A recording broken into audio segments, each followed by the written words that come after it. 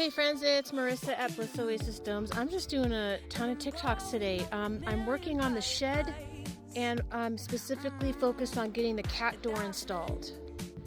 I bought this at the Home Depot and it's pretty simple.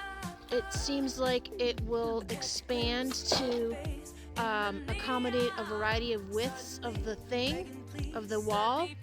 And right now, what the instructions say to do is to create, to go at least 4 inches above the floor. And because there is already a 2-inch extra piece here compared to what the wood shows, I put this 6 inches above. And then I used a level to mark the line. But then I also used my tape measure to try to find as close as I could the middle of the wall. Now I decided to put it on this wall even though I already had put the foam in there, and I may regret it. I left this wall open without foam thinking I would put it here. But I don't like the fact that when you open the door it then closes that deal. I don't know why, I just don't like it. So I'm going to put it here, and I figure with the Sawzall, it'll cut a hole and it might get messy, but then I can always just fill it in with the spray foam. And I'm hoping that it will make for a snugger fit and a more complete fit than having to install it then put the foam around it. I don't know why, but this is just the way I'm preferring it, so I'm going to give it a try. We'll see how it goes.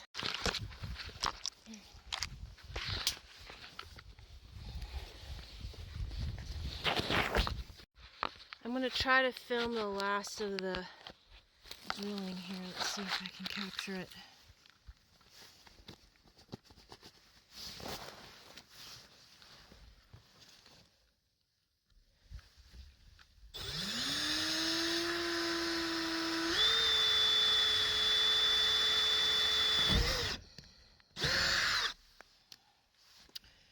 So what I noticed, so first of all, I didn't have a 3/8, which is what it said on the thing.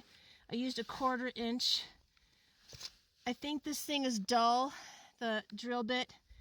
And then also because these pieces of the OSB are highly weathered, as I was drilling, it was sliding around. So I don't really know how accurate it is. I'm actually gonna draw an outline of this template by pencil so that I can actually have a guide, which I think it says you're supposed to do, and I forgot to do it. So there you go. It was so tough to use a pencil on this worn out OSB that I remembered I had a red Sharpie in my bag, so I used that. So now we'll try to start with the, it's not a jigsaw, it's a Sawzall. Since I've got the foam propped up, I want to just show you, especially for women out there that feel like, oh, I could never do this. Yes, you can. So the beauty about the Milwaukee tools is that the battery's interchangeable with all of their tools, and then their drill works just like the old school drills. So how it works is to open up the thing to put in the drill bit. You're turning it clockwise, you insert the drill bit, and then go counterclockwise. I don't know if it's the right way. Anyways, and then you spin this little deal, and then you spin it till it clicks. And now it's in there super solid. So the same thing to take it out, you spin it to the right. It kind of, you can hear it pop. Spin it to the right till it opens up, and your drill bit comes out. And then I can use this exact same battery for the Sawzall. So I just hit these 2 buttons on the side, press them both in, and slide out the battery.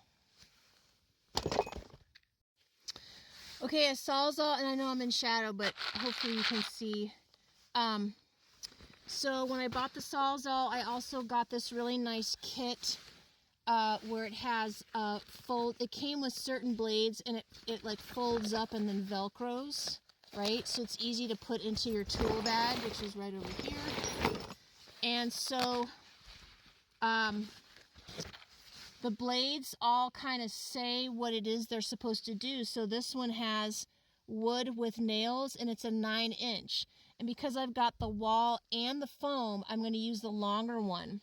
I also have a 6-inch wood with nails, and you can see there's quite a bit of difference, and I just don't think this is going to give me enough play to really get through all the stuff. So then to insert your blade into the Sawzall, there's a latch here, and you slide it, and you have to really make sure you push it all the way up, but there's quite a bit of tension on there. And then inside, you'll see, it's hard to see on the video, but there's a place to put the blade. And so when you put it in there, you want to have the teeth going down. So if you know that this is where you're going to be pulling the trigger on the thing, you want to make sure the teeth are going down, not up. Although I suppose you could put them up if you needed that for a certain purpose. Anyhow, so you stick it into the slot that's in there, and then you've got to make sure it's down, and then you release the button. And I always test it by pulling it and making sure that it's really in there, because there's been times where it wasn't in there and it just popped right off. All right. Okay, the thing about the Sawzall is that I have found it's hard to get started, but then once you do, the faster you hold down the trigger, like the faster you hold it, the easier it is to move along. This cut was good, this cut was good, this cut was crap. I'm going to try one more cut and video it and hopefully not kill myself, so wish me luck.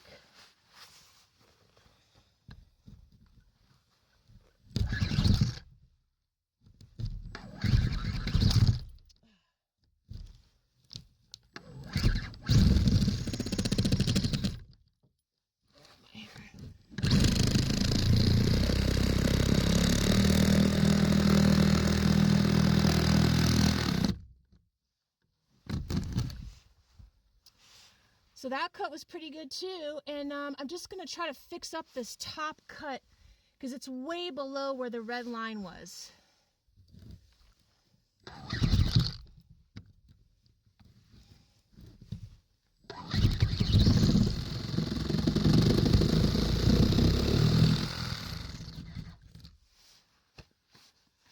And look at that. And we got our hole.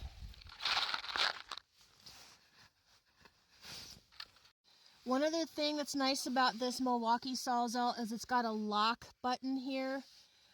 So like I'm leaving the battery in and the blade in, and I'm leaving it around on the ground, but I don't want to like step on it or sit on it and kill myself. So I'm going to hit the lock, and when you do that, you pull the trigger and it won't go. So that's a nice feature. All right, so here we go. It's so exciting. I had accidentally put the outside panel upside down. So when I first tried to do this, it wasn't going together, and I was like, why is it so hard? But even so, the screws that came with this kit were really on the edge of almost exploding the plastic tubes inside, and you can see this one's stripped out. Thankfully, in my kit of tricks of leftovers, I had a spare that was a slightly smaller diameter of thread, but it still went in just fine. And then I was able to use the drill because it was so hard to finish it off and really tighten it. So now it's not moving or anything, which is so fantastic.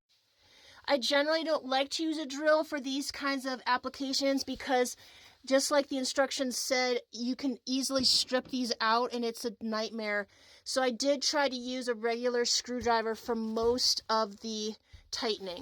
So I am thrilled about how it came out. It looks super tight and solid, and the door can swing both directions. You can see inside it was a good height for kitties to come in and out. And then I will use the spray foam on the inside and then put the tin on the outside. So thanks for watching, and construct safely.